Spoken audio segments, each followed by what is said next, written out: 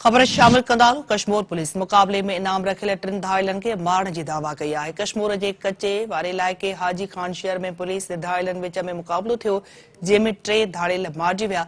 Police जो चवणु आहे त मुकाबले में 3 डोहारी जियंद शहर, नज़रू शहर ऐं अबरार पंजाबी के मारे वियो आहे।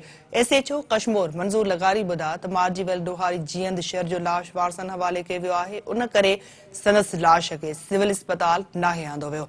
बेतरफ़ DIG लाड़काणे मज़हर नवाज़ शेख सिंध TV न्यूज़ सां ॻाल्हाईंदे चयो त मारिजी वियल धाड़ेलनि में 15 लख रुपया इनाम रखियल धाड़ेल नज़र उर्फ नज़रू शहर, 10 लख रुपया इनाम रखियल जियंद शहर ऐं छोटू गैंग सां वास्तो रखंदड़ धाड़ेल अबरार उर्फ सरवर पंजाबी शामिल आहिनि।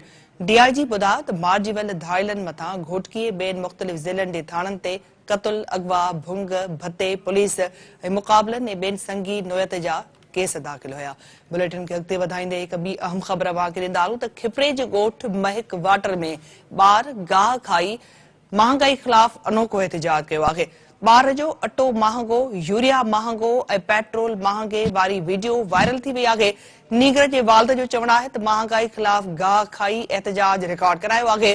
खिपरे मां अहम ख़बर अवांखे ॾियूं पिया। खिपरे जे ॻोठ महक वाटर में ॿार गाह खाई महांगाई ख़िलाफ़ अनोखो एहतिजाज कयो आहे। ॿार जे अटो महांगो, यूरिया महांगो ऐं पेट्रोल महांगे वारी वीडियो वायरल थी वई आहे। नीगर जे वालिद जो चवणु आहे त महांगाई ख़िलाफ़ गाह खाई अनोखो एहतिजाज इहो रिकॉर्ड करायो वियो आहे। खिपरे जे ॻोठ महक वाटर में ॿार गाह खाई महांगाई ख़िलाफ़ अनोखो एहतिजाज कयो आहे। ॿार जो अटो महांगो, यूरिया महांगो ऐं पेट्रोल महांगे वारी वीडियो वायरल थी वई आहे। नीगर जे वालिद जो चवणु आहे त महांगाई ख़िलाफ़ गाह खाई एहतिजाज रिकॉर्ड करायो आहे। अटो महंगा थी विया, अटो महंगा थी विया, यूरिया महंगा थी विया, पेट्रोल महंगा थी विया, अटो महंगा थी विया, अटो नाज़रीन, ॿार जी वीडियो जेका वायरल थी आहे उन में ॿार जो इहो ई चवणु आहे अटो महांगो, यूरिया महांगो, पेट्रोल महांगो थी वियो आहे। खिपरे जे ॻोठ महक वाटर में ॿार गाह खाई महांगाई ख़िलाफ़ अनोखो एहतिजाज रिकॉर्ड करायो आहे। वधीक तफ़सील लाइ असां राब्तो कयो आहे सिंध TV न्यूज़ जे रिपोर्टर राजा रशीद सां। जी राजा, अपडेट कजो।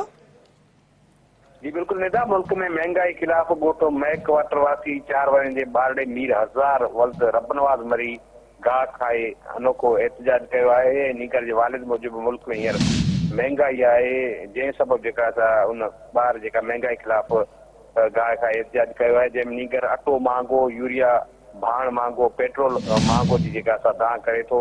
ऐं कुझु साल अॻु में जेको असां बरसाती पाणी न निकिरण खिलाफ़ जेको असां मोल कुकड़ खणी बरसाती पाणी में बि जेका अहमद मरी जेका वीडियो ठाही हुई नीगर, उहा पिणु वायरल थी। ऐं ही नीगर जेको मीर हज़ार मरी आहे, इहो अहमद मरी जो नंढो भाउ आहे। ऐं ही वीडियो पिणु जेको असां वायरल थी वई आहे, जंहिंमें जेको असां मुल्क में महंगाई खिलाफ़ जेको असां 4 सालनि जो ॿारड़ो पंहिंजी हिकिड़ी बातरा बोल जेको असां अटे महांगे ऐं यूरिया महांगो, पेट्रोल ठीकु आहे राजा रशीद, अपडेट करण लाइ।